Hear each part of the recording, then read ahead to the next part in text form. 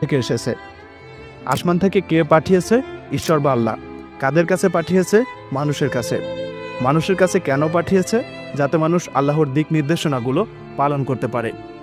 কিন্তু ছোটবেলা থেকে আমরা 104খানা আসমানি কিতাবের নাম শুনেছি ঠিকই, বাস্তবে আমরা জানি কুরআন রয়েছে মুসলমানদের কাছে, ইনজিল কিতাব বা বাইবেল রয়েছে খ্রিস্টানদের কাছে, তাওরাত রয়েছে ইহুদিদের কাছে, কিন্তু বাকি কিতাবগুলো গেল কোথায়? আর একমাত্র কুরআন ব্যতীত অন্য কোনো কিতাব আমরা অনুসরণ করি না কেন? সব কিছু জানার চেষ্টা করব আজকের ভিডিওতে। ধর্মীয় ইতিহাসে আসমানি কিতাবগুলো মানুষের জন্য আল্লাহ প্রদত্ত দিক নির্দেশনা। ইসলামী বিশ্বাস অনুসারে আল্লাহ বিভিন্ন যুগে নবী ও রাসূলদের মাধ্যমে মানুষকে সঠিক পথে পরিচালনার জন্য আসমানি কিতাব নাজিল করেছেন। একটি প্রসিদ্ধ হাদিস থেকে জানা যায় মোট নবীর সংখ্যা 1,24,000 জন, মোট রাসূলের সংখ্যা 313 জন। নবী যিনি আল্লাহর পক্ষ থেকে ওহী পান এবং মানুষকে সত্যের পথে আহ্বান করেন। রাসূল যিনি নবী হওয়ার পাশাপাশি নতুন শরীয়ত বা ধর্মীয় বিধান নিয়ে আসেন। প্রতিটি রাসূল নবী, কিন্তু প্রতিটি নবী রাসূল নন। ইসলামী স্কলারদের মতে পৃথিবীতে মোট 104টি আসমানি কিতাব নাজিল করা হয়েছিল। এর মধ্যে 4টি প্রধান কিতাব এবং 100টি সহিফা রয়েছে। ইসলামী পরিভাষায় সহিফা বলতে বোঝানো হয় আল্লাহ তাআলার পক্ষ থেকে নবীদের উপর অবতীর্ণ ছোট ছোট ঐশী গ্রন্থ বা আসমানি বার্তা। এগুলো কুরআন বা তাওরাতের মতো বৃহৎ আকারের কিতাব ছিল না। 100টি সহিফা মোট 4 জন নবীর উপর নাজিল করা হয়।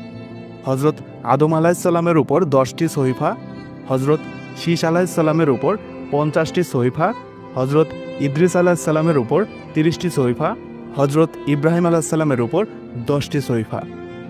সবচেয়ে বড় কথা হলো এগুলো কাগজের কোনো কিতাব ছিল না। নবীদের কাছে ফেরেশতার মাধ্যমে সহিফা নাজিল হতো, নবীগণ ও তাদের অনুসারীরা মুখে মুখে চর্চা করত। 100টি সহিফাই এসেছিল খ্রিস্টপূর্ব 2000 সালের পূর্বে। সহিফাগুলো সংরক্ষণের জন্য কোনো বৃহৎ কাঠামো ছিল না, তাই বিভিন্ন কারণে এগুলো হারিয়ে যায় বা বিকৃত হয়ে যায়।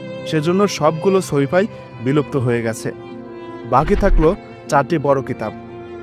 4টি প্রধান আসমানি কিতাব নাজিল হওয়ার ক্রম অনুসারে তাওরাত হজরত মুসা আলাইহিসসালামের উপর, জাবুর হজরত দাউদ আলাইহিসসালামের উপর, ইনজিল হজরত ঈসা আলাইহিসসালামের উপর, কুরআন হজরত মুহাম্মদ সাল্লাল্লাহু আলাইহি সাল্লামের উপর।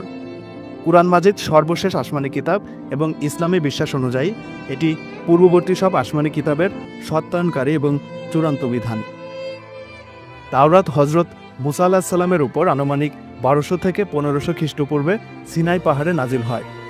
তাওরাতের আসল অংশটি হজরত মুসা আলাইহিসসালাম তার উম্মতের কাছে পৌঁছে দেন এবং এটি পাথরের ফলকে লেখা ছিল। তবে তার ইন্তেকালের পর সময়ের সাথে সাথে মূল তাওরাত হারিয়ে যায়। নবী ইউনুস আলাইহিসসালাম ও ইলিয়াস আলাইহিসসালামের সময় পর্যন্তও তাওরাত মৌখিকভাবে সংরক্ষিত ছিল। খ্রিস্টপূর্ব 586 সালে ব্যাবিলনের সম্রাট নেবুচাঁদনেজার জেরুজালেমে আক্রমণ করেন এবং বাইতুল মুকাদ্দাস ধ্বংস করেন। এই সময় তাওরাতের মূল অনুলিপি হারিয়ে যায়।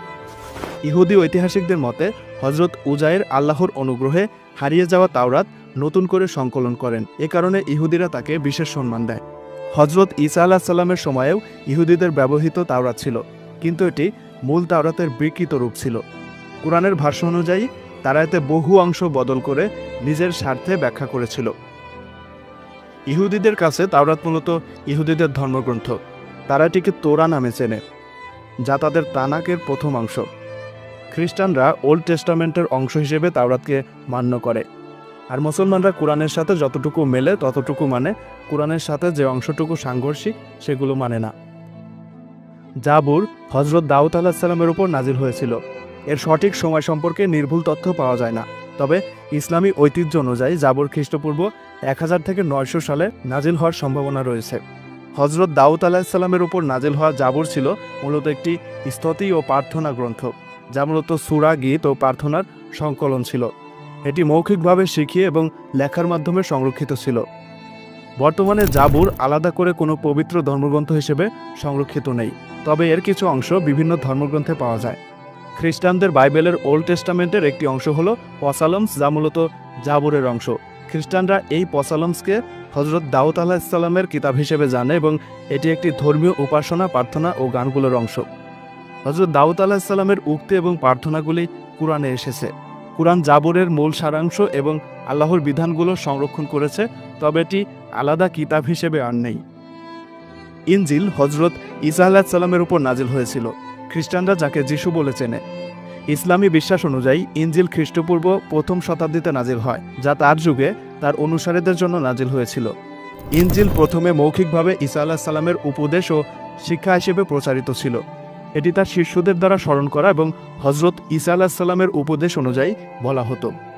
ইনজিলের লিখিত রূপের ব্যাপারে স্পষ্ট তথ্য নেই, তবে উইলিয়াম বা গসপেল নামে পরিচিত খ্রিস্টীয় ধর্মগ্রন্থের কিছু অংশকে ইনজিলের অংশ হিসেবে মনে করা হয়।